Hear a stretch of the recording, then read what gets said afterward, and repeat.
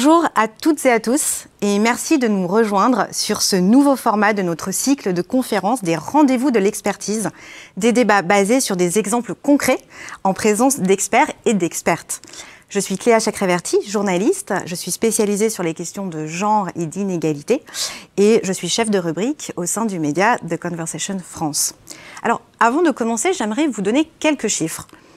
75% des femmes dans les pays en développement travaillent dans le secteur informel. 2/3 des personnes analphabètes dans le monde sont des femmes. Et il faudrait 135 ans, plus d'un siècle, avant de parvenir à la parité à l'échelle mondiale, soit 36 ans de plus qu'avant la crise sanitaire liée à la Covid-19. Alors comment, dans ce contexte, les bailleurs, les opérateurs, les ONG, les entreprises ou même les États peuvent-ils travailler sur des projets de coopération et d'aide au développement en prenant en compte les inégalités de genre ? Donc, j'irai même un peu plus au-delà. Comment s'assurer que ces projets, finalement, n'aggravent pas sur le terrain encore plus ces inégalités ? Alors, comprendre ces enjeux, c'est aussi savoir conceptualiser, savoir les nommer, les contextualiser, reconnaître les résistances, les limites qui peuvent se dessiner dans les différents terrains, sur les différents pays de coopération. Alors, pour en discuter, j'aurai un grand plaisir de recevoir pendant 1h15 nos invités pour un débat, des échanges. Donc, ce sera dans quelques minutes pour esquisser avec eux des solutions très concrètes et puis aussi soulever les points clés, en tout cas les nœuds qui peuvent être mis en place dans les programmes de coopération et de discussion autour des questions d'inégalité de genre. Alors, nos débats seront aussi ponctués de différents témoignages de terrain, mais aussi des regards artistiques, notamment celui de la réalisatrice Anastasia Mikova. Et puis bien sûr, vous tous et vous toutes qui suivez cet événement, n'hésitez pas à poser vos questions via le chat. Nous tenterons d'y répondre au fur et à mesure des débats. Et puis vous pouvez nous rejoindre bien sûr et réagir sur les réseaux sociaux, notamment avec le hashtag RDV Expertise. J'en profite aussi pour vous rappeler que le 30 juin s'ouvrira l'édition parisienne du Forum Génération Égalité porté par la France et par le Mexique ainsi que par ONU Femmes. Ce rassemblement mondial, pour rappel, a pour objectif d'enclencher une série d'actions assez concrètes pour promouvoir à l'échelle mondiale l'égalité entre les femmes et les hommes. Mais pour en parler mieux que moi, je vous invite à écouter tout de suite Delphine O, l'ambassadrice et la secrétaire générale du Forum Génération Égalité. Bonjour à toutes et à tous et merci beaucoup à Expertise France pour l'invitation à cette édition des rendez-vous de l'expertise sur le thème Justice de genre et développement, comment bâtir des sociétés enfin égalitaires. À quelques jours du Forum Génération Égalité, je salue cette initiative réunissant le ministère de l'Europe et des Affaires étrangères, Expertise France, l'Institut de recherche pour le développement, ainsi que les professionnels et experts du domaine qui œuvrent au quotidien pour une pleine intégration de l'égalité de genre dans les projets de développement. La France porte une diplomatie féministe ambitieuse dans toutes les enceintes et sur tous les terrains. En témoignent les actions menées par les opérateurs représentés ici. Nous avons vraiment besoin des compétences et du savoir-faire de chacune et chacun pour rendre effectifs les droits des femmes et des filles. C'est dans ce contexte que la France, aux côtés du Mexique et sous l'égide d'ONU Femmes, organise le Forum Génération Égalité du 30 juin au 2 juillet. Cela fera 26 ans que la communauté internationale ne s'est pas réunie pour faire progresser l'égalité. Cette rencontre historique permettra de faire le point sur les progrès accomplis et d'élaborer un programme de mesures concrètes pour faire progresser l'égalité des sexes et les droits des femmes. Car malgré des progrès incontestables, le constat est sans appel. Aucun pays ne peut prétendre avoir atteint l'égalité entre les femmes et les hommes, et les niveaux d'inégalité restent hauts. En 2021, beaucoup reste encore à accomplir. La crise de la Covid-19 touche, vous le savez, de manière disproportionnée les femmes qui sont au premier plan de la lutte contre la pandémie. En un an, l'ONU estime que 47 millions de femmes supplémentaires sont tombées dans la pauvreté et 11 millions de filles pourraient ne pas retourner à l'école. Les violences domestiques ont augmenté et l'accès aux soins de santé sexuelle et reproductive s'est complexifié. Partout, on voit la montée des forces conservatrices qui remet en cause dans le monde des droits que l'on pensait acquis. Les États, les organisations internationales, la société civile du monde entier, les organisations de jeunesse, les acteurs du secteur privé se réuniront au sein de nos coalitions d'action, qui sont des partenariats multipartites définis autour de 6 thèmes identifiés comme prioritaires. La violence basée sur le genre, la justice et les droits économiques, l'autonomie corporelle, la santé et les droits sexuels et reproductifs, l'action féministe pour la justice climatique, la technologie et l'innovation pour l'égalité, et enfin les mouvements et le leadership féministe. C'est bien en associant à la prise de décision l'ensemble de l'écosystème d'acteurs engagés pour faire progresser l'égalité que nous arriverons à des résultats concrets. Ainsi, le Forum Génération Égalité s'inscrit dans le multilatéralisme des actes, et non des mots, que le président de la République Emmanuel Macron a appelé de ses vœux lors de l'Assemblée générale des Nations Unies en septembre dernier. C'est ensemble que nous devons construire cette génération égalité. Je vous invite donc à participer au forum et à apporter votre expertise et votre expérience lors des différents temps d'échange prévus. Je vous souhaite à toutes et à tous de très bons échanges à l'occasion et je vous remercie.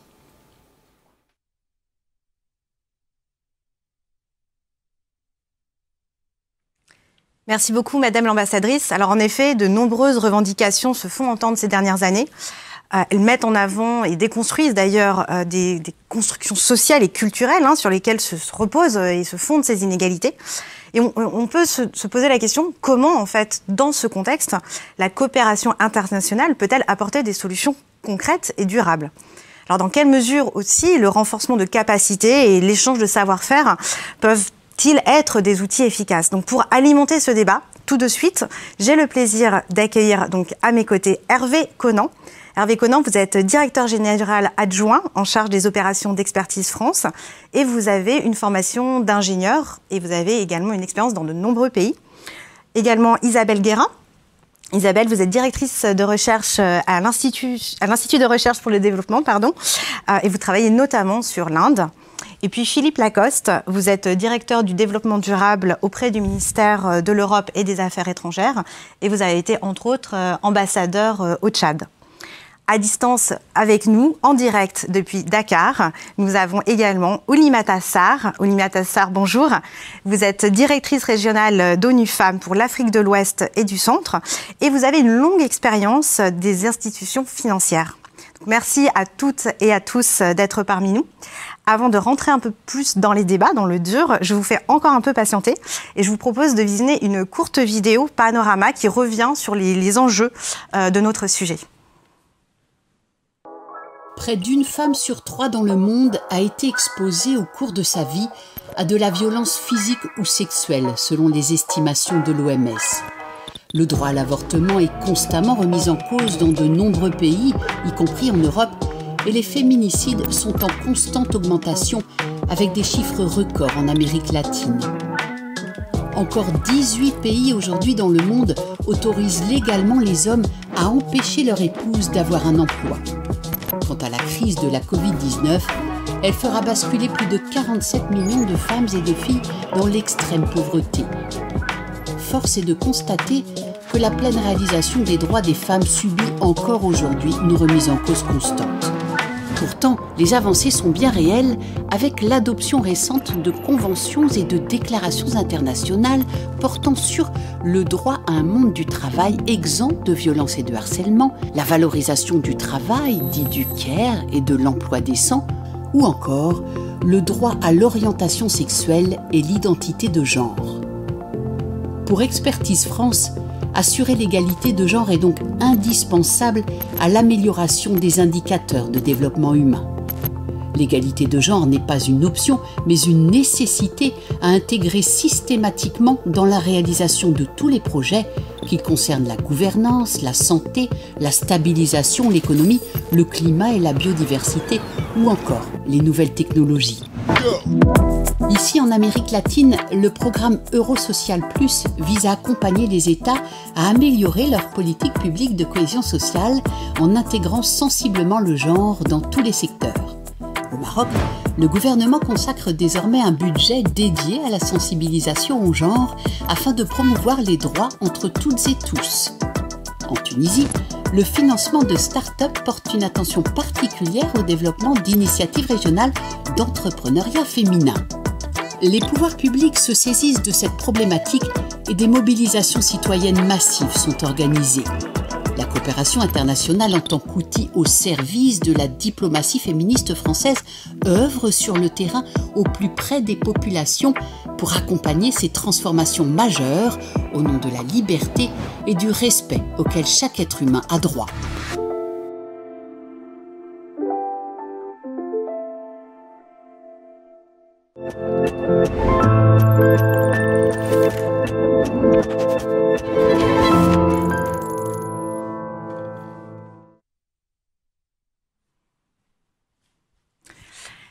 Nous l'avons vu, l'égalité n'est pas atteinte du tout, ce devrait être une évidence. Et pourtant, il y a de nombreux secteurs qui sont extrêmement précarisés, qui sont également extrêmement inégaux.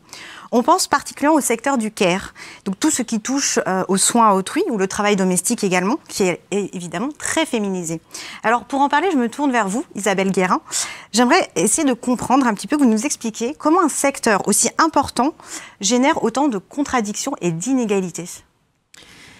Alors merci de commencer par cette question, parce que je pense que la question du care et du soin, on l'a bien vu avec la pandémie, illustre vraiment, me semble-t-il, un des nœuds des inégalités de genre, avec, je pense, deux choses qui sont essentielles. La première, c'est une inversion complète des valeurs, c'est-à-dire que voilà, tout ce qui relève du soin, de la sollicitude, de la préoccupation d'autrui, que ce soit personnes dépendantes, personnes âgées, enfants, malades, personnes en situation de handicap, et de manière générale, nous, toutes et tous, on a tous besoin de soins. Ces activités constituent l'essence du vivre ensemble. C'est aussi la capacité même de nos sociétés à se reproduire et à se pérenniser dans le temps. Sans soins, tout s'écroule. Et en même temps, ces activités-là sont invisibilisées, dénigrées. En témoigne le fait que les personnes qui s'occupent de ces activités-là, et qui sont principalement des femmes, sont complètement dévalorisées. Donc il y a cette question de la division sexuelle des tâches. Aux hommes, ce qu'on appelle la reproduction, aux femmes, ce qu'on appelle aux hommes, ce qu'on appelle la production, aux femmes, ce qu'on appelle la reproduction, et une hiérarchisation, puisque n'est considéré comme source de création de valeur que ce qui est productif. Et à cela se rajoute un autre point qui me semble essentiel pour bien cadrer les choses, c'est ce qu'on peut appeler la division internationale du travail. Si un certain nombre de femmes comme vous et moi et d'autres, en France et ailleurs, peuvent exercer une activité rémunérée, c'est parce qu'elles peuvent, entre autres, se payer des femmes de ménage qui sont en provenance des Philippines, parce qu'elles peuvent se payer une nounou qui vient de Côte d'Ivoire. Et si les hommes et les femmes en France peuvent se payer un certain nombre de biens de consommation à des prix défiant toute concurrence, c'est aussi parce que des hommes et des femmes des pays du Sud travaillent à moindre coût pour produire ces biens-là. Donc on a vraiment, ça me semble essentiel, et donc merci d'avoir démarré par ça, de bien situer la question des inégalités de genre dans cette vision à la fois de dévalorisation de ce qui constitue l'essence de la vie et dont les femmes ont la charge, et dans cette division internationale du travail qui est absolument essentielle.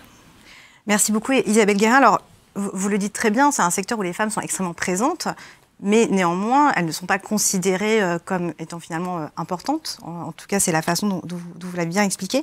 En revanche, il y a des secteurs différents où les femmes sont beaucoup moins présentes. Et je pense particulièrement au secteur bancaire formel, Oulimata Sarr.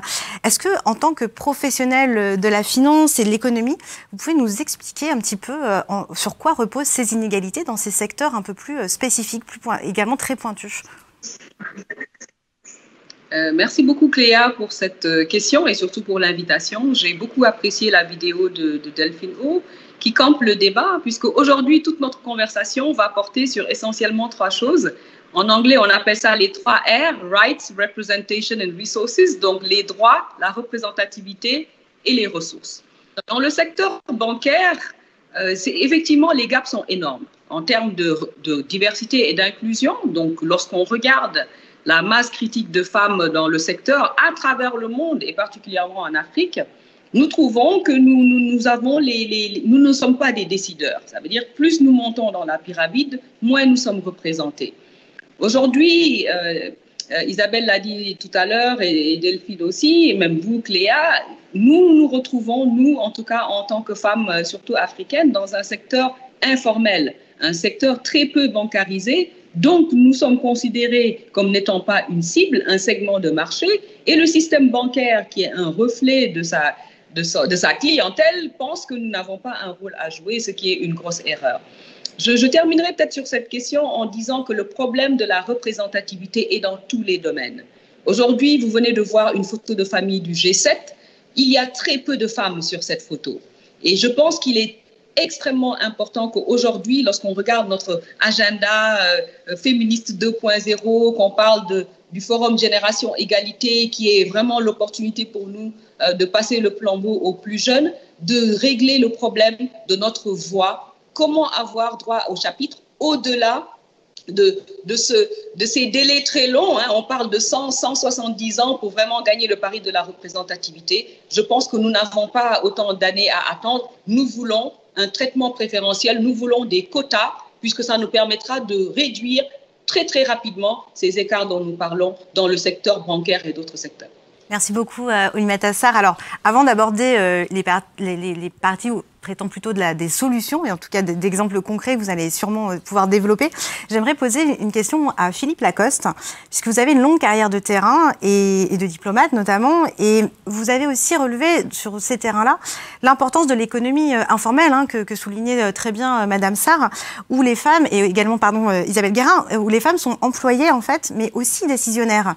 Est-ce que vous pouvez nous expliquer un petit peu ces contradictions qui ne sont pas toujours faciles à comprendre ? Non, merci de la question, mais je crois que c'est la grandeur du métier de diplomate d'essayer de comprendre les différents contextes. Effectivement, on l'a dit, ça a déjà été répété plusieurs fois, l'importance du secteur informel pour l'activité féminine. Secteur informel qui est néanmoins très important, hein, puisque c'est celui qui assure une grande partie des revenus des ménages. Ce que je voudrais dire, c'est que souvent, les femmes exercent une influence qui est non négligeable. Ce n'est pas une influence publique, mais c'est une influence qui compte. Simplement, ce sont les plus vulnérables, c'est-à-dire qu'au moment où il y a un événement extérieur, la pandémie, une crise politique, un événement familial, eh bien, ce sont ces ressources que les femmes utilisent ou mobilisent qui vont être, je dirais, utilisées à d'autres fins. Donc je crois que dans l'intégration économique, il y a vraiment tout le monde à y gagner, à la fois les femmes bien sûr pour la reconnaissance et leur donner plus de moyens pour, je dirais, réaliser leurs rêves. L'État, parce que finalement, si on les rend formelles, les activités, bien, ça donnera plus de revenus aussi pour d'autres ressources. Et puis la société de manière générale, parce que le modèle qu'elles donneront à leurs enfants, et en particulier à leurs filles, seront différents de celui, effectivement, d'une femme réduite à cette tâche de reproduction. Merci beaucoup Philippe Lacoste. Alors justement, ces premiers échanges et ces premiers font un état des lieux assez parlant, il me semble. Hein. Les femmes ne sont donc pas du tout absentes des secteurs économiques, quels qu'ils soient d'ailleurs, mais elles sont souvent invisibles et donc plus vulnérables. Et dans ce cadre-là, comment, Hervé Conant, je me tourne vers vous maintenant, peut-on concrètement prendre en compte leurs besoins, puisqu'elles sont difficiles finalement à voir, à analyser, et dans les projets qu'on met en œuvre quand on est une organisation comme Expertise France? Comment on fait concrètement? Bonne question de savoir comment on fait et surtout comment on fait maintenant où le sujet comme ça a été présenté et dit, l'inégalité de genre n'est pas une option, c'est une nécessité. Et comment nous, en tant qu'agence de mise en œuvre, on fait en sorte que le genre fasse partie de tous les projets que nous regardons. Et de fait, il est clair que l'inégalité de genre, elle est liée à des sujets sociaux profondément ancrés dans les sociétés. Il y a des sujets culturels, des pratiques, la religion.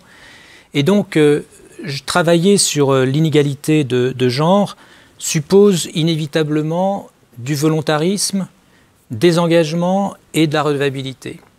En ce qui concerne des engagements, l'État français nous a donné un certain nombre d'objectifs et nous avons traduit cela dans une stratégie genre avec une certaine ambition, puisqu'on a dit que 50% de tous nos nouveaux projets d'ici 2022, 50% de ces projets intégreraient une ambition genre. Alors, c'est bien de le dire, c'est des mots. On a dit qu'il fallait passer des mots aux actes. Alors, comment on passe aux actes, sachant que, inévitablement, 50% de nos projets initialement ne sont pas des projets genre. On n'a au final que quelques projets qui sont par nature des projets genre. On en verra tout à l'heure quelques-uns. Donc ça veut dire qu'aujourd'hui, notre enjeu, c'est comment fait-on pour que chaque projet soit analysé à l'aune de l'objectif, de l'ambition qu'il peut avoir pour essayer de transcrire ce projet, d'aider à cette égalité de genre. Et ça nous amène, nous, au niveau d'Expertise France, à revisiter pour chaque projet la manière de l'aborder. Et je crois que ce qui est important, et moi je ne suis pas un expert genre, mon objectif c'est de dire tout projet doit faire l'objet d'une analyse, d'une possibilité ou non d'intégrer, d'embarquer le sujet genre. Et on a, vous savez, pour noter les projets genre, on parle des cadres 0, 1 ou 2, donc s'ils sont une catégorie qui ont été définies par le comité d'aide au développement de l'OCDE.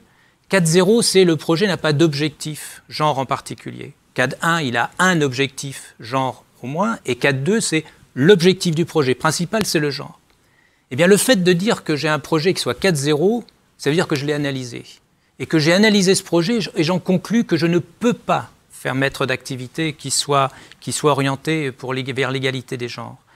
Et notre objectif, c'est que 50% de nos projets soient cadre 1 ou cadre 2, ce qui veut dire qu'il y a 50% qui seront cadre 0.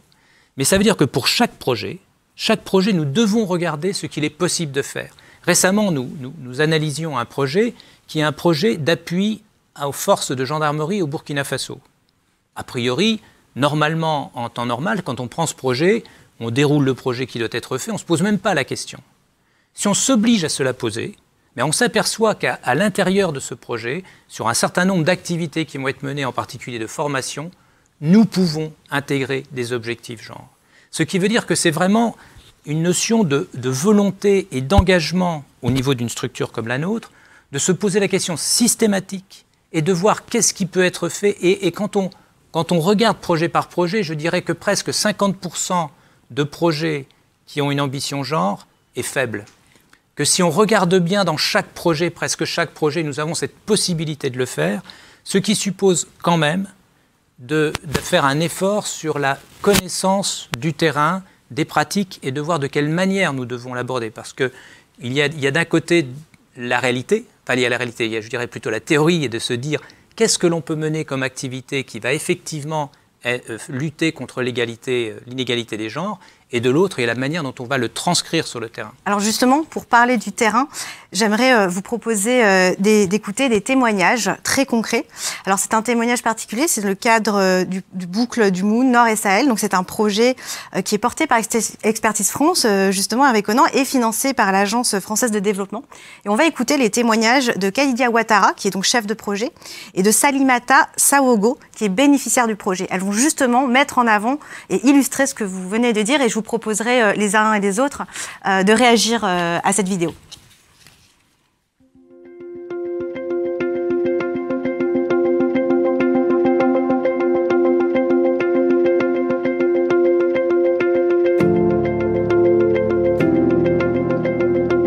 Le petit commerce, la coiffure, la transformation des produits forestiers non lignés, voici des métiers réservés aux femmes dans les pays du Sahel.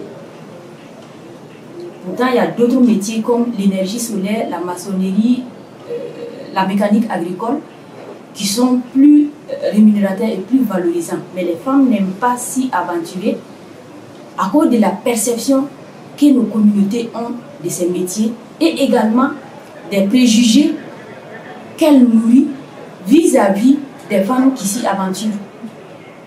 Le programme Boucle du Moon Nord Sahel, territoire créateur d'emplois que nous déployons actuellement dans les régions nord du Burkina, interviennent justement dans l'énergie solaire, la mécanique agricole et la maçonnerie. Aujourd'hui, pour ce qui est du projet énergie solaire, plus de 60% des bénéficiaires sont des femmes. La volonté d'Expertise France Programme Emploi d'accompagner les femmes à entreprendre dans ces métiers dits métiers d'hommes nous a amené à prendre des mesures comme la fixation des quotas lors de la sélection des personnes ciblées par ces projets, le rapprochement des formations au plus près des communautés bénéficiaires et également la priorité donnée aux femmes lors de la rétrocession du matériel qui a servi pour la formation. Et toutes ces mesures ont porté des fruits aujourd'hui. Quand on prend le projet sur l'énergie solaire, plus de 60% des bénéficiaires sont des femmes. Et aujourd'hui, le défi qui se présente à nous, c'est de tout faire pour que ces femmes réussissent, pour qu'elles soient des modèles dans leur communauté. Et là, nous on pense que ça peut permettre un effet de foule. Mam King, mam formation nan King. Am de tente gadu number formation. La mam tam weekend te plaque solaire. La mam tam kellen zindi pour le 3 mois mané. Mintina na fa mam beudala. Beudi me ke zindi mané. La moja ba mi zini tin man bil fu. Examen o mana ba mo moja.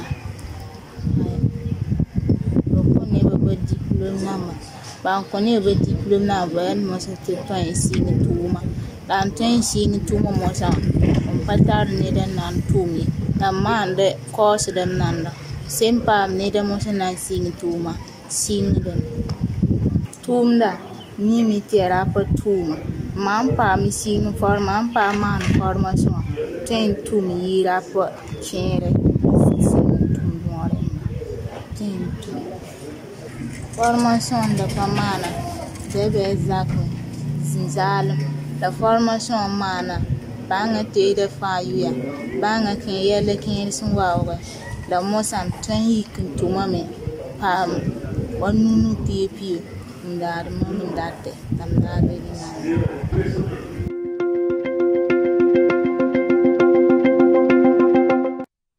Alors, on l'a bien entendu dans ces deux témoignages, les difficultés sont terribles dans l'accès en fait à des métiers traditionnellement masculins. Alors, bien sûr, il y a aussi des solutions. Oulimata Sarr, j'aimerais vous demander que vous évoquent ces témoignages exactement et que pouvez-vous nous en dire? Alors, merci beaucoup Cléa. Je pense que ce témoignage nous rappelle plusieurs choses. Ces témoignages nous rappellent que pour transformer la vie de ces femmes-là, il faut appuyer sur 5 piliers en même temps. C'est ce que j'appelle une approche un peu intégrée.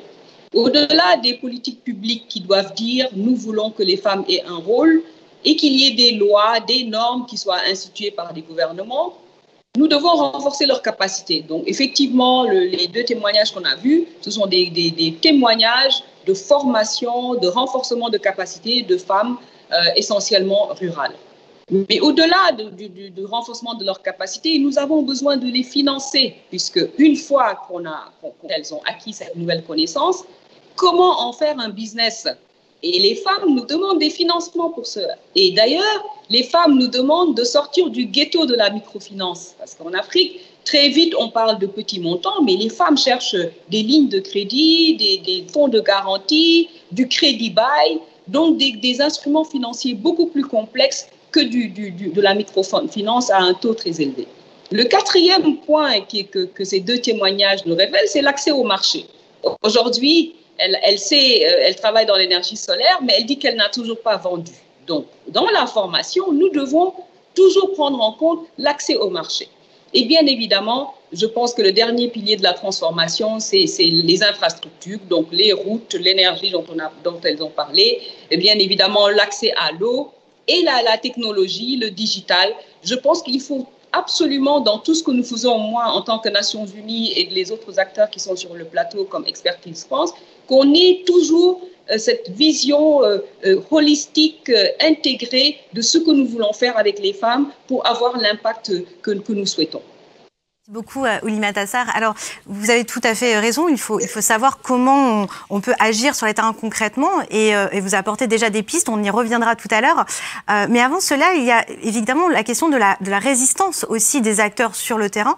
Et notamment, ces questions de résistance, elles peuvent trouver écho parfois dans les concepts ou dans les mots qui sont utilisés.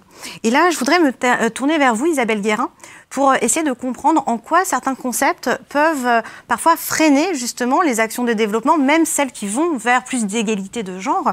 Je pense notamment à des termes qui sont utilisés très fréquemment aujourd'hui, comme le féminisme, même le genre lui-même, le terme genre, le sexisme, l'empowerment. Comment est-ce que ces termes peuvent parfois freiner les bénéficiaires ou les opérateurs sur le terrain, Isabelle Guérin? Oui, alors peut-être commencer par la base en fait, le genre, qu'est-ce que c'est? Moi, de mon point de vue, je reprends une définition assez couramment admise dans les milieux, les chercheurs, les recherches sur le genre et sur le féminisme. L'idée selon laquelle notre manière de penser, notre manière de nous organiser, notre manière de réfléchir est structurée de manière binaire, homme, femme. Cette vision binaire des choses s'articule à un ensemble de systèmes de valeurs et de représentations. Qu'est-ce qui est féminin, qu'est-ce qui est masculin? Et ceci est hiérarchisé. Les valeurs masculines sont en général supposées supérieures aux valeurs féminines. Production, reproduction, espace public, espace privé, culture, nature, raison, émotion, etc. Tout ceci est un construit social, culturel, politique, historique, qui va prendre donc des formes très variées dans le temps, dans l'espace. Ce qui, dans certaines sociétés, communautés, l'esthétique et la beauté du corps n'est pas un privilège féminin. En Inde, aujourd'hui, on voit un grand nombre de femmes de catégories sociales défavorisées exercer des travaux physiques extrêmement pénibles, ce qu'on ne voit pas ailleurs. Deux autres points peut-être. Chaque société se fixe ses normes de genre. Certaines sociétés considèrent que leurs normes de genre sont supérieures à celles des autres. L'histoire du développement et de la coopération est marquée, me semble-t-il, par cette idée plus ou moins implicite que l'Occident serait là pour sauver les femmes des Suds de la barbarie qui les aurait imposée par leur propre société. Alors, aucun doute qu'il y a tout un tas de pratiques extrêmement problématiques et qui sont plus marquées dans certaines régions du monde que d'autres, mais le fait même d'affirmer cette supériorité pose un certain nombre de problèmes et de résistance dans celle dont vous parliez. Une posture éthique. Qui sommes-nous pour imposer un certain nombre de normes? Balayons devant notre propre porte. La montée des conservatismes est extrêmement prégnante dans les sociétés du Nord. On en voit de nombreux exemples aujourd'hui. Effet contre-productif, c'est-à-dire qu'un certain nombre cette question des normes de genre est une bataille idéologique et géopolitique, avec un certain nombre de pays qui vont resserrer l'emprise sur le corps de leurs propres femmes, par souci de souveraineté et d'affirmation d'une certaine distanciation vis-à-vis d'un impérialisme occidental. Et puis, troisième point, un certain nombre de pratiques que l'on peut tout à fait juger problématiques et condamner ont en fait une origine multiple, souvent d'origine matérielle. Deux exemples. Avoir 5, 6, 7, 8 enfants. Évidemment, c'est problématique. Mais les enfants, dans un certain nombre de contextes, c'est une assurance, c'est une retraite. Exiger une très forte dot, une très lourde dot de la part des parents de la jeune fille pour marier son fils. C'est extrêmement problématique. Mais c'est aussi une manière de compenser des investissements dans l'éducation pour l'éducation des garçons qui est aujourd'hui extrêmement risquée parce que l'emploi des jeunes diplômés est très problématique. Donc voilà, il me semble qu'il y a vraiment cette posture qui consiste souvent implicitement à affirmer une supériorité dans les normes de genre rencontre un certain nombre d'effets pervers. Alors justement, sur ces effets pervers et contre-productifs, peut-être j'aimerais donner un petit peu la parole à Philippe Lacoste également sur ce point-là. Comment vos expériences de terrain ont pu montrer justement ces deux effets finalement, à la fois d'apporter des concepts et puis en même temps, mais finalement, de ne pas vraiment réussir à faire des choses de très concrètes? Je crois que comme Hervé Conan, moi je suis un homme de terrain et donc Madame Guérin l'a bien expliqué. Il y a certains mots, il y a certains concepts qui sont des chiffons rouges. Et donc si on veut faire avancer, ce qui est quand même notre objectif, vers plus d'égalité, moi je pense qu'il vaut mieux éviter d'affronter directement. Je veux dire, si vous parlez d'avortement, vous êtes sûr que vous aurez des réactions très fortes en face de vous, des réactions idéologiques. Alors, que faudrait-il faire du coup pour justement éviter ces chiffons rouges, comme vous le dites? Je pense qu'il faut être, encore une fois, très prudent dans l'usage des mots. C'est-à-dire que l'usage, par exemple, espacement des naissances, ne pose pas de problème particulier parce que voilà, c'est une question que tout le monde peut comprendre, la santé de la mère et de l'enfant, etc.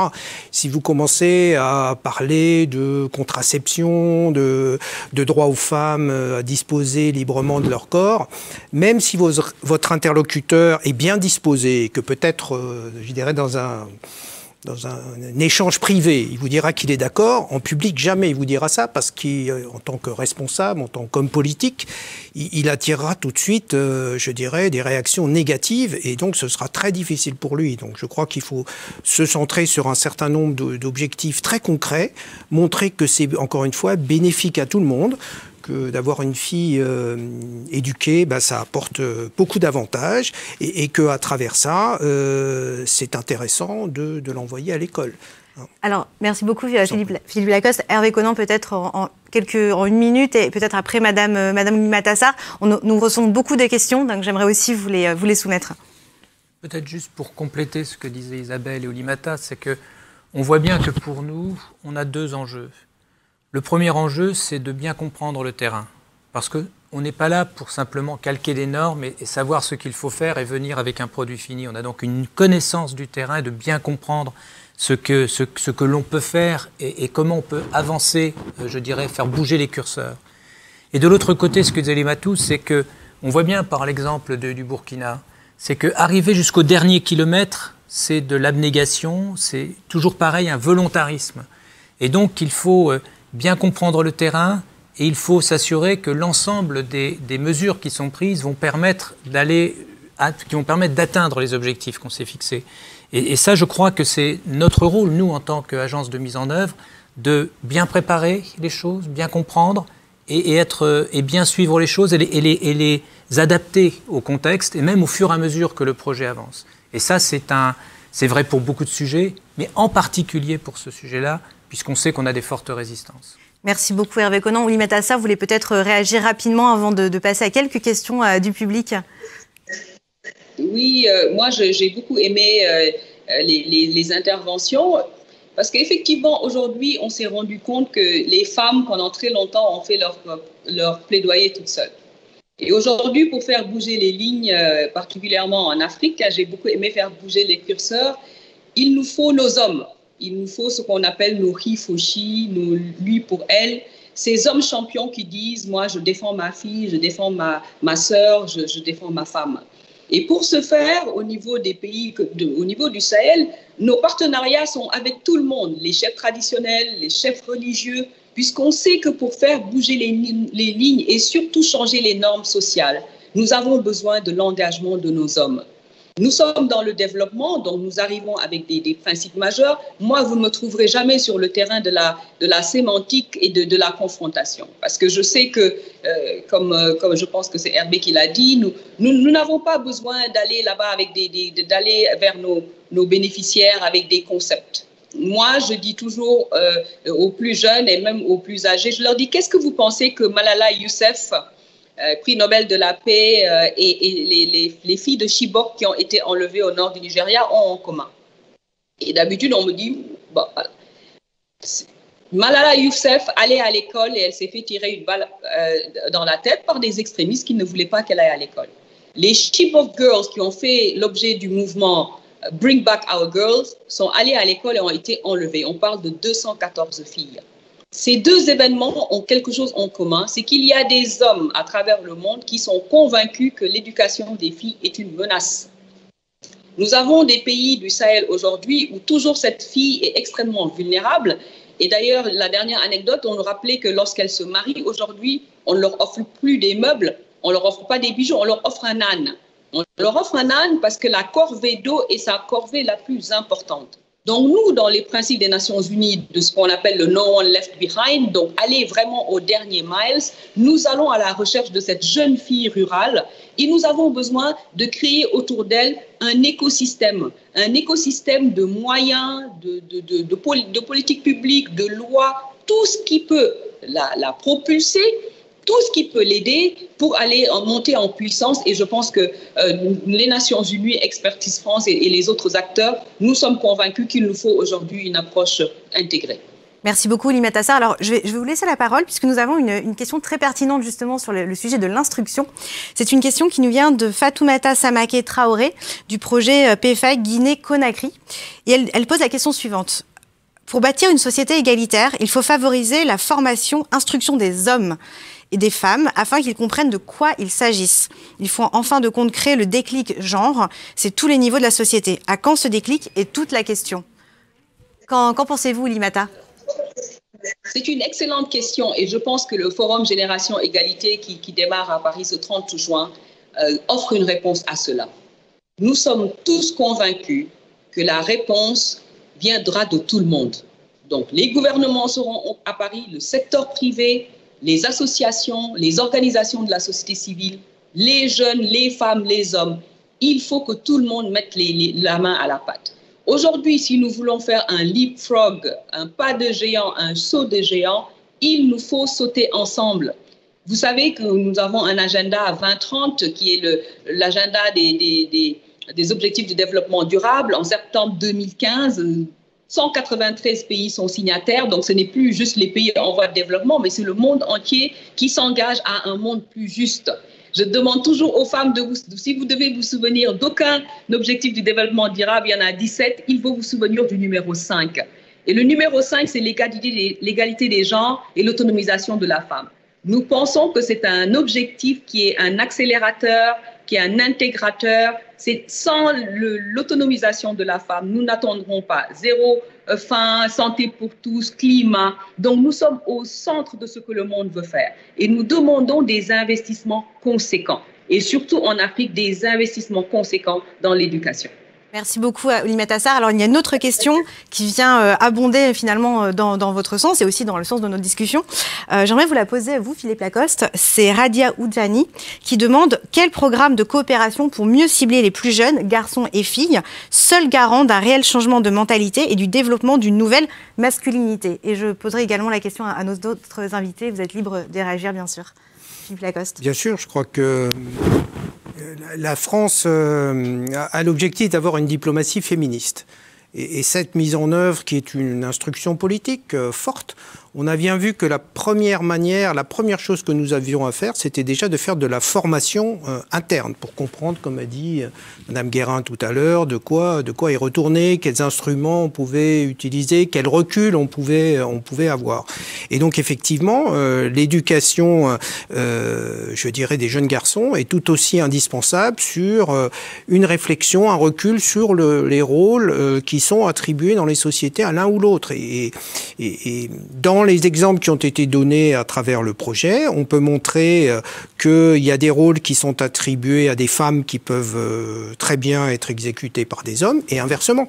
Moi, j'ai le souvenir de cette je dirais, conductrice de moto-taxi N'Djamena. Quand elle s'est installée, tout le monde l'a regardée d'un drôle d'air. C'est celle qui travaillait le mieux, parce que sa moto était toujours propre et qu'elle arrivait toujours à l'heure. Donc ça veut dire que simplement, il y a cet effort de représentation, notamment à travers des exemples. Moi, je crois beaucoup à la valeur de l'exemple, plus que de travailler sur les concepts, que montrer que finalement, tout le monde est gagnant, et les hommes, bien sûr, aussi. Merci beaucoup, Philippe Lacoste. Isabelle Guérin, nouvelle masculinité, ça vous parle, cette notion, pour justement pallier ces inégalités de genre ? Ben oui, tout à fait. Donc moi j'ai démarré en parlant de voilà, la question du genre, c'est cette vision binaire qui est associée à des valeurs, féminité, masculinité, et le nœud il est là. C'est-à-dire qu'est-ce qu'on entend. Donc il est impératif de lutter contre les stéréotypes de genre qu'on associe trop souvent uniquement à la féminité. Et il est tout aussi essentiel de déconstruire ce qu'on entend par masculinité, qui trop souvent est associé à la virilité, à la force physique, etc., etc.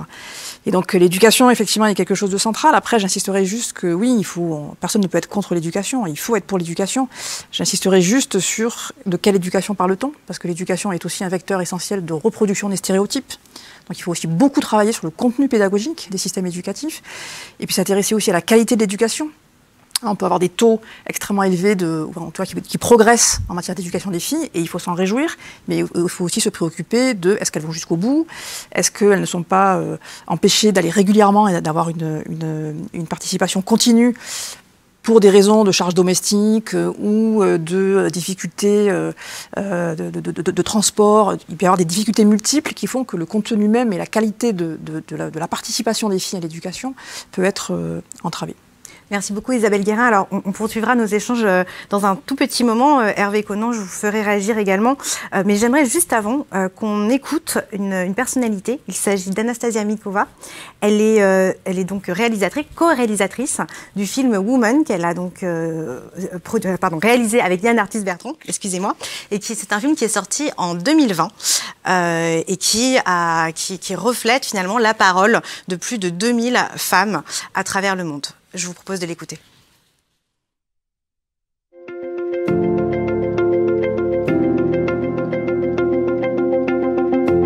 Je dirais que c'est pas forcément seulement en 2020 qu'un film comme ça, qui donne la parole aux femmes du monde entier, est nécessaire. Finalement, le film est sorti il y a plus d'1 an et 1 an plus tard, il est tout autant d'actualité et je pense que dans 2 ans, dans 3 ans, dans 5 ans, vu les sujets qu'on aborde dans ce film, il sera toujours tout autant d'actualité, heureusement ou malheureusement. Par contre, ce que je peux dire, c'est que c'est en travaillant sur notre précédent film, Human, avec Yann Arthus Bertrand, qu'on s'est rendu compte qu'il y avait vraiment besoin de donner la parole aux femmes. Moi, j'avais fait beaucoup d'entretiens de ce film, de ce projet Human, et pour le coup, on avait interviewé des hommes, des femmes, des enfants, et ça fait longtemps que je fais ce métier. Il y a 15 ans, dans certains pays, il était impossible de trouver une femme prête à témoigner devant la caméra à visage découvert. Et alors là, pendant qu'on tournait, je ne dirais pas qu'il y avait des milliers de femmes qui voulaient parler, mais dans chaque pays, on a rencontré des femmes qui voulaient parler, partager leur vécu, mais avant tout, qui voulaient être entendues. Et c'est comme ça que quand on a terminé le projet Human, ce projet qui donne la parole aux femmes s'est imposé presque à nous, non pas seulement parce qu'on avait envie de le faire, évidemment qu'on en avait envie, mais avant tout parce qu'on a senti que le moment était arrivé pour que les femmes prennent la parole et parce qu'elles avaient même besoin d'avoir une fenêtre enfin pour être entendu. C'est comme ça que ce projet a démarré et c'est pour ça que ce film est aussi nécessaire parce que les femmes ont besoin d'être entendues et j'espère qu'à travers notre projet Woman, mais aussi plein d'autres choses qui se font actuellement, elles le seront enfin. Il est essentiel pour moi que ce projet Woman ne soit pas seulement un film fait par des femmes et qui ne s'adresse qu'aux femmes. Parce que justement, ce n'est pas comme ça qu'on va arriver à un monde plus paritaire, à un monde plus égal et plus juste. C'est une partie de l'humanité, se retrouve entre elles pour parler des choses qui nous tiennent à cœur et que l'autre partie de l'humanité ne se sente pas du tout concernée par tous ces sujets. Ce pourquoi d'ailleurs il était essentiel pour moi, mais pour Yann aussi, Arthus Bertrand, je pense qu'on fasse ce film à deux. Un homme, une femme, à 2 âges différents, avec 2 parcours complètement différents. Et justement, ce sont nos 2 visions qui se sont retrouvées dans ce projet Woman. Et c'est pour ça, je pense, que ce film, il parle autant aux femmes qu'aux hommes. Parce qu'à chaque fois, d'ailleurs, qu'il y avait un sujet où Yann ne se sentait pas concerné, on passait des heures et des heures à en discuter pour se dire mais pourquoi ? Qu'est-ce qui fait que ça te touche pas ou ça t'intéresse pas ? Et vice-versa, quand Yann, avec sa vision d'homme, me disait tiens, ça me touche, etc. Et moi, c'était pas forcément un sujet qui me touchait. J'essayais toujours de comprendre pourquoi il vit aussi. Et c'est comme ça que petit à petit, on est arrivé à ce résultat, donc qui est Woman, avec plein de sujets différents, certains qui me parlent plus à moi, d'autres qui lui parlent plus à lui. Mais au-delà de nous deux, ce qui est vraiment très fort, c'est que quand on a présenté le film partout dans le monde, il y a beaucoup d'hommes qui sont venus nous voir en disant mais vous savez, la première chose que j'ai envie de faire en rentrant chez moi, c'est de poser plein de questions à ma femme, à mes filles, à mes sœurs, à des amis, parce que dans votre film, vous abordez plein de choses dont on ne parle jamais. Et là, maintenant, je me dis, mais pourquoi on n'en parle pas ? Et pour nous, c'est la meilleure réponse, justement. Parce que tous les films qu'on fait avec Yann Arthus Bertrand, ce sont des films qui parlent du vivre ensemble. Et ça paraît peut-être naïf, mais je pense qu'il n'y a pas d'autre façon ou meilleure façon de vivre ensemble qu'en s'écoutant. Et voilà, ce film existe pour qu'on essaye d'un peu plus s'écouter et un peu mieux se comprendre. Je pense que la coopération internationale est essentielle pour arriver à un monde plus paritaire. Je pense que les lois, la législation doit être là pour porter des sujets dont on commence à parler enfin et qui commencent à être enfin abordés par les médias et verbalisés par les femmes elles-mêmes. Moi, je vais pas parler des lois en particulier, ce n'est pas ma spécialité. Par contre, ce que je peux dire, c'est qu'en croisant les regards des femmes très différentes du monde entier, dans plus de 50 pays, on s'est aussi rendu compte à quel point on partageait bien plus que ce qu'on imaginait. Parce que finalement, une femme qui parle de l'amour qu'elle porte à son enfant, eh bien, peu importe qu'elle soit aux États-Unis, au Bangladesh, en Russie ou en France, c'est quelque chose qu'on comprend et qu'on ressent tout de suite. Une femme qui parle des violences qu'elle a subies, c'est la même chose. On la comprend et on ressent l'empathie et sans forcément comprendre sa langue ou avoir vécu les mêmes choses qu'elle. Et aussi, ce qui est intéressant, c'est que selon les sujets, il y avait des sociétés où on avait vu que les choses avaient davantage avancé pour les femmes et que la société était un peu plus paritaire qu'ailleurs dans le monde. Et justement, c'est en écoutant aussi ces femmes qu'on a voulu proposer des choses pour le monde de demain. En tout cas, ce qu'on a voulu montrer, c'est que les solutions existent, qu'elles peuvent être mises en place et qu'ensuite, très concrètement, ça change la vie des familles et ça crée un monde qui ne bénéficie pas plus aux femmes qu'aux hommes ou vice-versa. Ça crée un monde qui bénéficie à tous.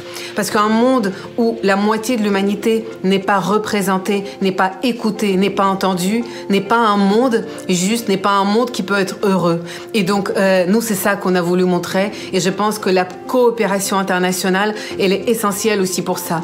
Parce que voilà, enfin, les femmes parlent, enfin, elles prennent la parole, mais à un moment donné, ce n'est pas suffisant. Si en face, il n'y a pas d'écoute, ici, il n'y a pas de choses concrètes qui sont mises en place. Donc, j'espère que voilà, toutes ces femmes n'auront pas parlé pour rien et que la coopération internationale et les lois seront votées un peu partout dans le monde dans les années à venir pour qu'enfin les choses changent et toutes ces voix puissent contribuer à ce changement.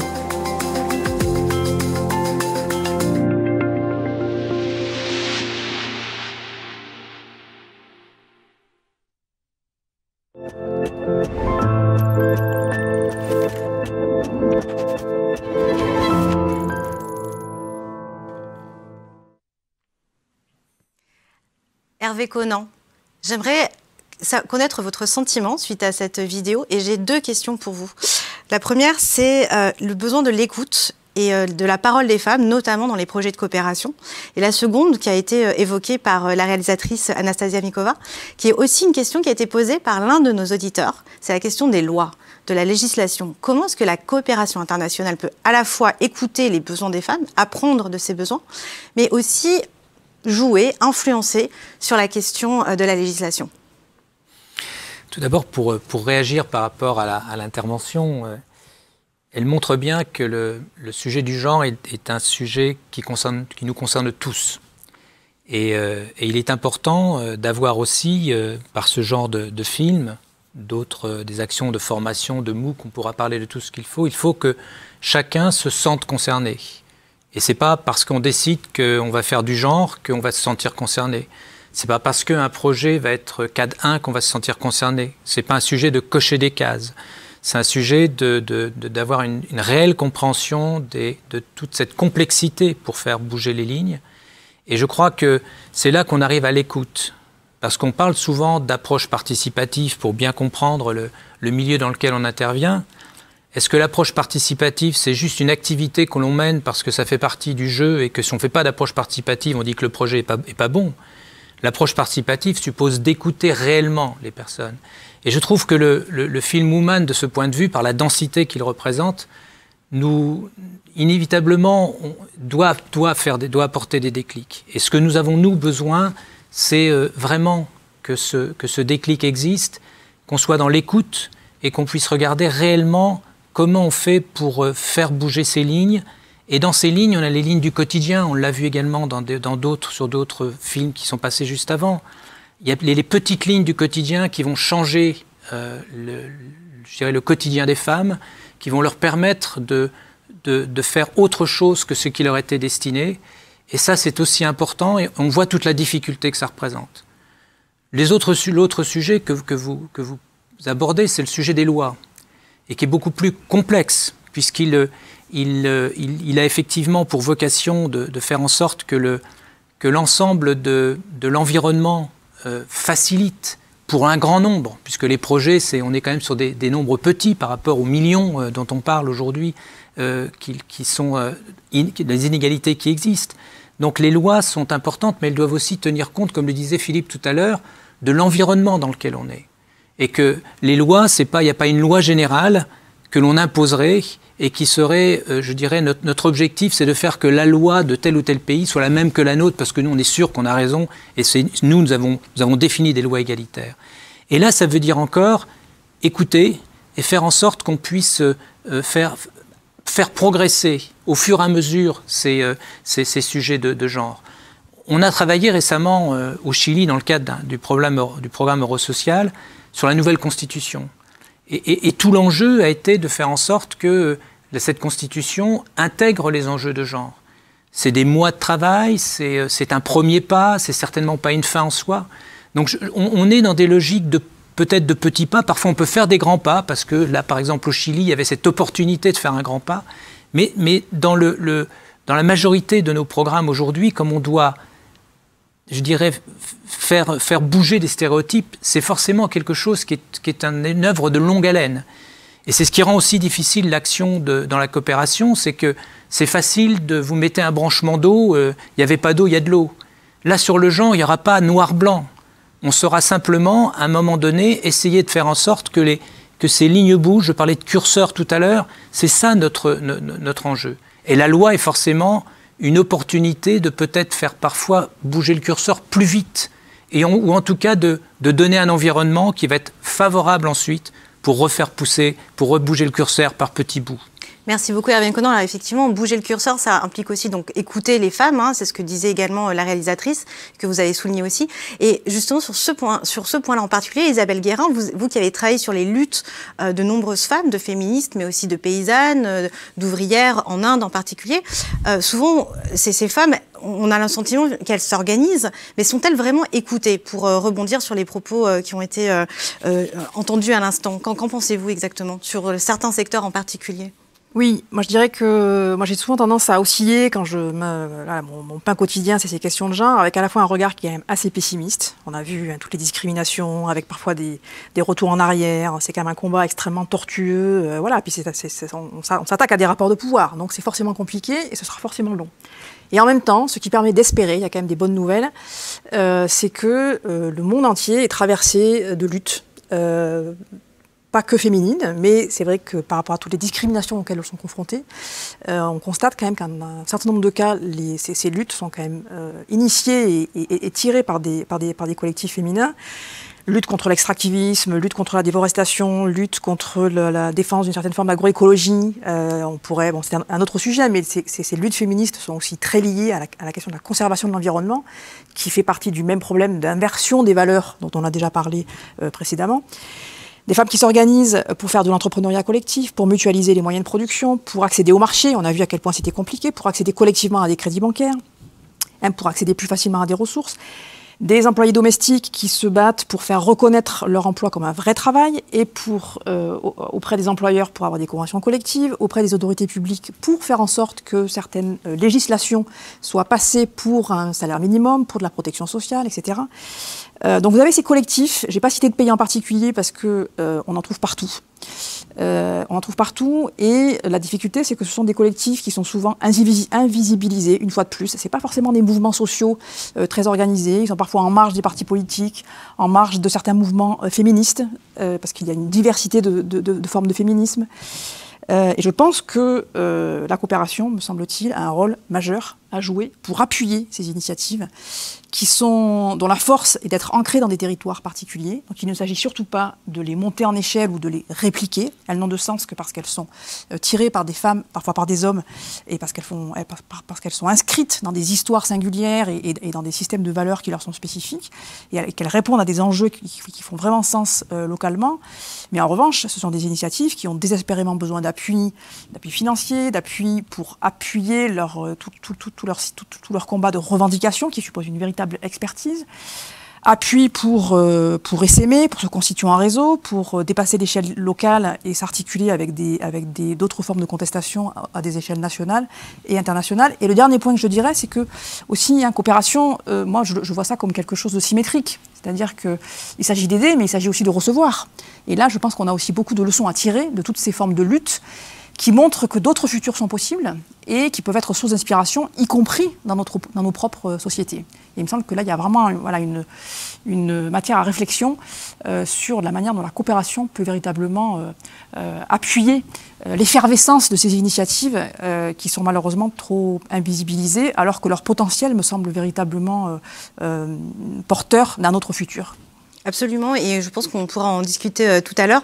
Alors, je voudrais simplement vous informer que nous avons plus de 500 invités, que nous recevons également beaucoup de questions, et donc je vais vous les soumettre tout à l'heure. Juste avant, je voudrais revenir sur un point qui a été évoqué par vous, Oulimata Sarr, c'est notamment les besoins d'investissement. On va tous l'ont un peu évoqué aussi, ceci dit, et sur le besoin de financement spécifique. Donc, effectivement, sur peut-être aider des projets sur des mouvements qui sont plus petits, des mouvements plus importants. Et à ce sujet, j'aimerais qu'on écoute maintenant Paul-Élise Henry. Elle est chef de projet au Fonds d'appui à des initiatives innovantes genre au Sahel. Et elle nous explique un petit peu comment l'accompagnement des outils de financement est un outil pertinent. On l'écoute et on reprend la discussion juste après.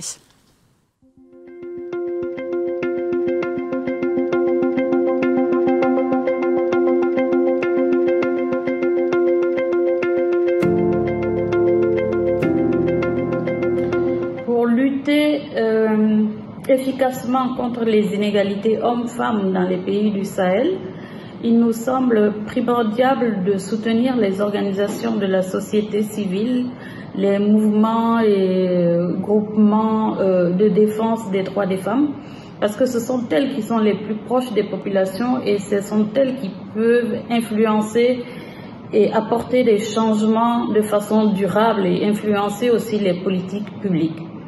Donc, par ailleurs, ces pays de la zone du Sahel ont des défis communs, notamment sécuritaires, sanitaires, économiques, et nous pensons que le type d'outils à travers que développe par exemple le projet Fonds Genre Sahel qui vient en appui à des initiatives locales portées par ces organisations-là, est un outil intéressant qui permet à ces organisations de mieux se structurer, de mieux s'organiser, de mieux porter aussi les défis de l'égalité homme-femme.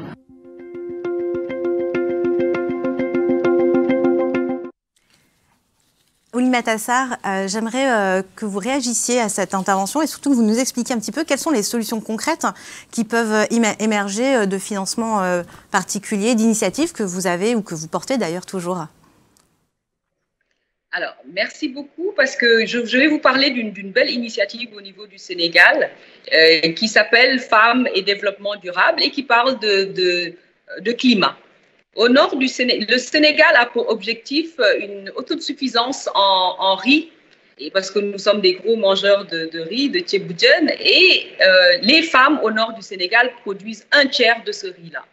Donc, notre fameux programme qui s'appelle AgriFed travaille avec 16 000 femmes d'un réseau qu'on appelle le réseau des femmes agricultrices du Nord, dans une agriculture résiliente au changement climatique. Donc, au-delà des politiques publiques d'accès à la terre, de renforcement de leur capacité en termes de productivité, d'accès au marché et même de la technologie, puisqu'elles ont une plateforme qui s'appelle Buy from Women, nous avons aussi au niveau du financement. Elles allaient financer leur campagne agricole qui dure 6 mois, puisque le riz au Sénégal, il y a 2 saisons, et elles le faisaient avec de la microfinance. Donc, avec notre partenaire BNP, d'ailleurs, que je salue au passage, nous avons mis ensemble avec la B6, qui est la filiale locale au niveau du Sénégal, une ligne de crédit pour ces femmes-là, sur une période de 6 mois qui correspond à la période de la culture et de la récolte pour qu'elles puissent rembourser. Et non pas ce financement à 20% en microfinance, qui n'est d'ailleurs pas suffisant, qui est beaucoup trop cher et qui n'arrive pas à les aider à monter en puissance. Donc ça, c'est un très bon exemple où un instrument financier a été contextualisé pour s'assurer que les femmes ont une ligne de crédit qui correspond aussi bien en termes de délai et de montant à leurs besoins. Je rajouterai aussi tout ce qui est micro-assurance une assurance contre les pertes en termes de climat. Et tout ça, c'est vraiment pour les aider à réussir ce pari de nourrir le Sénégal. Et aujourd'hui, ces femmes-là produisent presque un tiers du riz au nord du Sénégal. Merci beaucoup, Oulimata Sarr. Alors, des solutions qui viennent effectivement de la finance, est-ce qu'on peut imaginer, Philippe Lacoste, des solutions qui viendraient des États, portées par la diplomatie? Vous aviez évoqué tout à l'heure la diplomatie féministe. Comment est-ce que les États peuvent aider, appuyer notamment les opérateurs à mieux coopérer sur le terrain et à prendre en compte quelques solutions?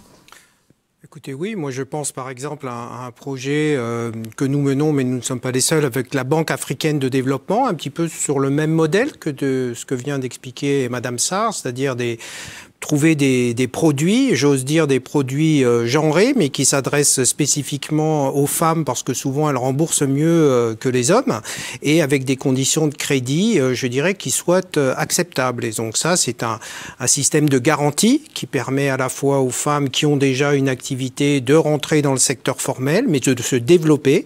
Ça va au-delà effectivement de la microfinance, hein, on passe à une autre échelle, et ça se passe au niveau continental. Et quand on travaille sur ce projet, pour que les établissements bancaires aient des produits adaptés, on se rend compte que ça passe déjà par l'accueil, c'est-à-dire la manière dont les femmes vont se rendre compte. Il y a des choses très pratiques sur les garanties. Par exemple, les femmes n'ayant pas de foncier, elles ont du mal à proposer quelque chose en garantie. Et donc ça, ce sont des projets, encore une fois, qui permettent d'assurer pas un égal accès, mais un meilleur accès, je dirais, aux moyens de production.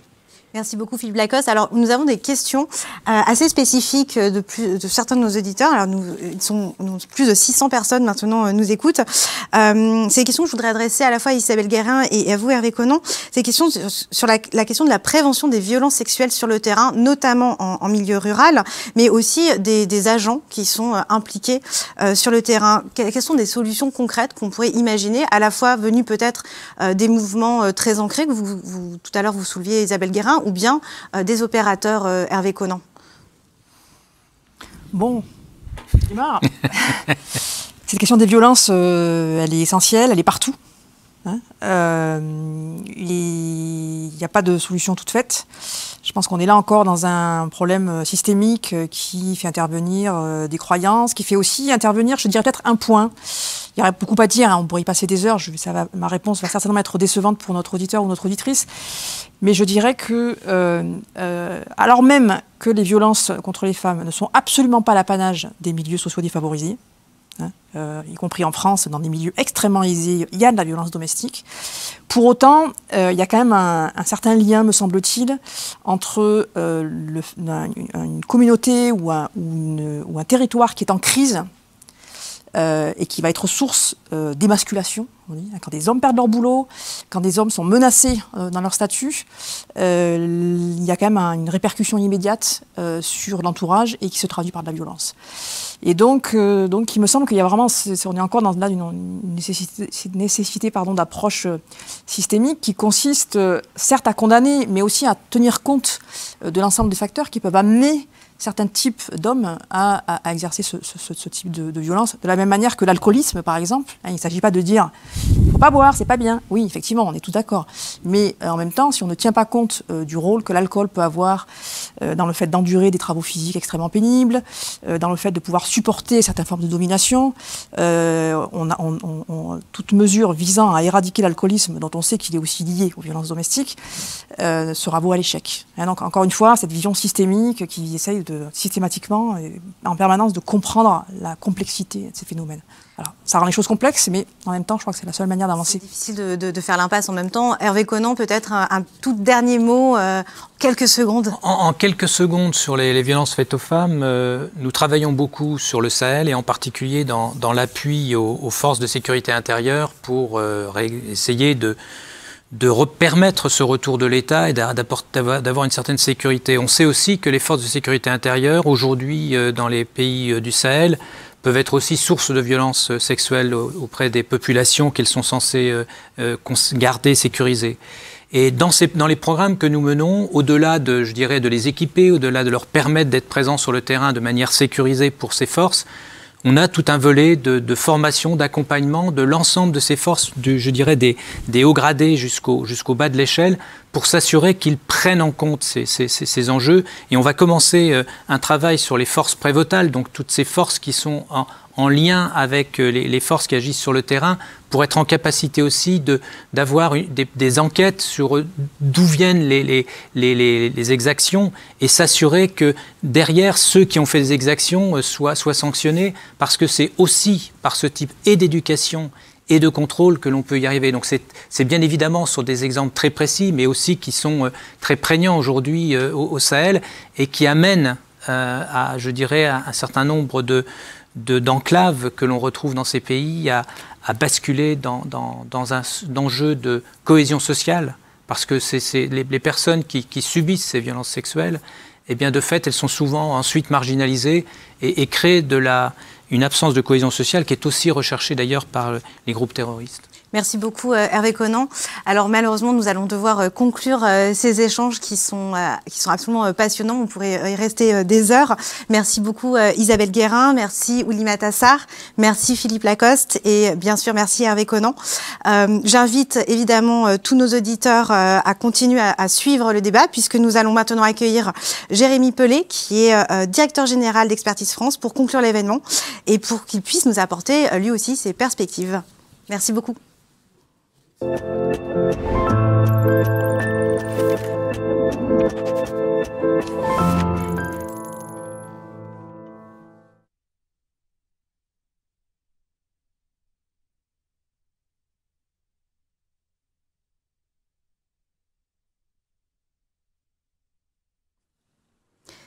Jérémy Pelé, bonjour. Bonjour. Vous êtes directeur général d'Expertise France et vous avez suivi avec nous tous ces débats qui étaient particulièrement riches. Alors j'ai envie de vous demander en première question, quels sont les mots, les concepts qui vous ont particulièrement interpellé lors de nos débats et comment aussi un impérateur comme Expertise France peut-il s'en emparer et travailler à partir de ces termes sur le terrain ? Alors je retiens 3 mots de nos débats. Le premier c'est génération. Génération comme le forum Génération Égalité qui se tient la semaine prochaine et que nous avons appuyé pour son édition à Mexico au printemps. Mais génération aussi comme cette nouvelle génération de femmes et d'hommes. Hein. On a parlé de nouvelle masculinité qui a dans son ADN ces questions d'égalité femmes-hommes. On le voit tous les jours, hein. Moi je le vois à la maison avec mes filles, mais on le voit dans le monde entier aussi. On le voit au Sahel, on le voit en Inde, et je suis persuadé que comme on parle de génération digital native pour les millennials, c'est aussi une génération qui va être gender equality native. Le deuxième mot que je retiens, c'est celui d'économie. On en a beaucoup parlé, le rôle des femmes dans l'économie, un rôle essentiel, clé au sein du foyer, dans l'économie informelle, mais un rôle aussi dévalorisé et une nécessité absolue de prendre en compte cette dimension-là. Isabelle Guérin, Oulimata Sarr l'ont dit, Philippe Lacoste aussi, et donc c'est pour cela que chez Expertise France, nous travaillons sur le volet d'autonomisation économique des femmes à travers l'entrepreneuriat féminin, mais c'est une dimension dont il faut prendre toute la complexité et travailler aussi sur le volet éducation, formation, formalisation de l'économie informelle et bien sûr droits sociaux. Et puis je retiens le mot regard, parce que c'est le regard que l'on porte, que les sociétés, que les cultures portent sur cette question d'égalité femmes-hommes qui est importante.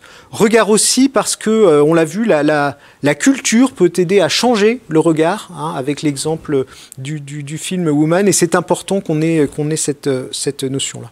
Alors, nous avons aussi évoqué le rôle de la diplomatie, le rôle des institutions internationales, notamment financières, dans la lutte contre les inégalités. Et comment, selon vous, les pistes peuvent plutôt venir de l'expertise technique, finalement, que des politiques publiques elles-mêmes directement? C'est-à-dire, à l'inverse, comment les expertises techniques peuvent vraiment nourrir ces politiques publiques? Pour moi, c'est vraiment, les deux sont indissociables. C'est-à-dire que l'expertise technique, elle est essentielle, elle est très utile, mais ce savoir-faire ne peut venir qu'en appui de politique publique, et surtout, il doit être mobilisé à bon escient.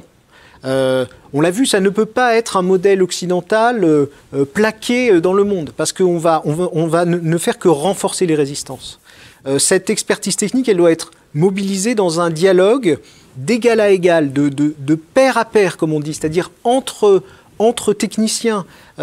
Et ça, c'est vraiment essentiel, et je pense que c'est toute la plus-value d'agences, de coopération comme Expertise France et comme les autres, qui justement doit permettre de mobiliser cette coopération pour que nous avancions dans les deux sens.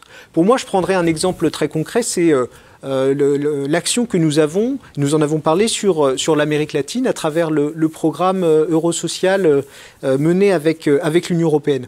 Dans ce programme-là, on a rappelé en introduction les statistiques sur les féminicides en Amérique latine. Nous avons mobilisé depuis plusieurs années de l'expertise européenne pour aider les pays latino-américains à renforcer leur législation.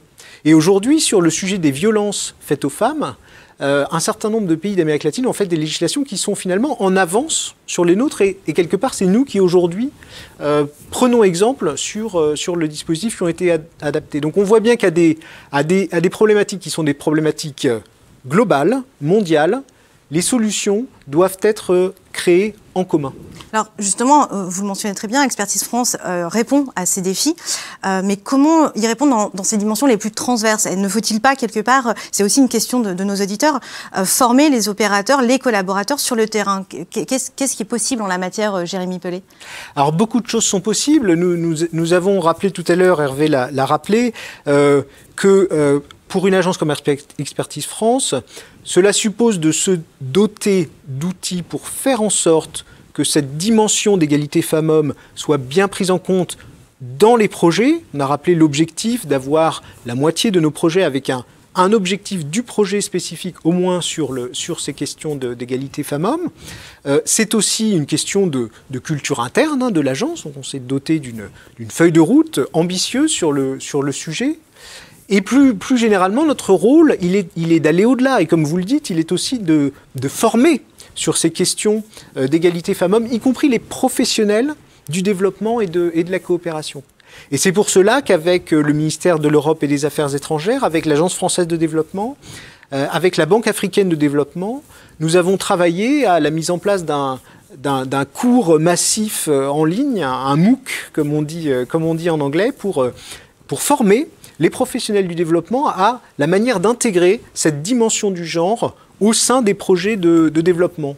Et donc on vise un public qui est assez large, c'est près de 20 000 professionnels au sein de nos agences, mais au-delà, on va aussi le mettre à disposition de tous les professionnels du développement pour justement inculquer cette manière de faire et la manière de prendre en compte cette dimension dans nos projets. Et donc je serai très heureux à la rentrée de vous présenter le produit de ce MOOC et de l'ouvrir à tous. Merci beaucoup Jérémy Pelé. Donc un beau projet à venir. On donnera rendez-vous à la rentrée pour le découvrir.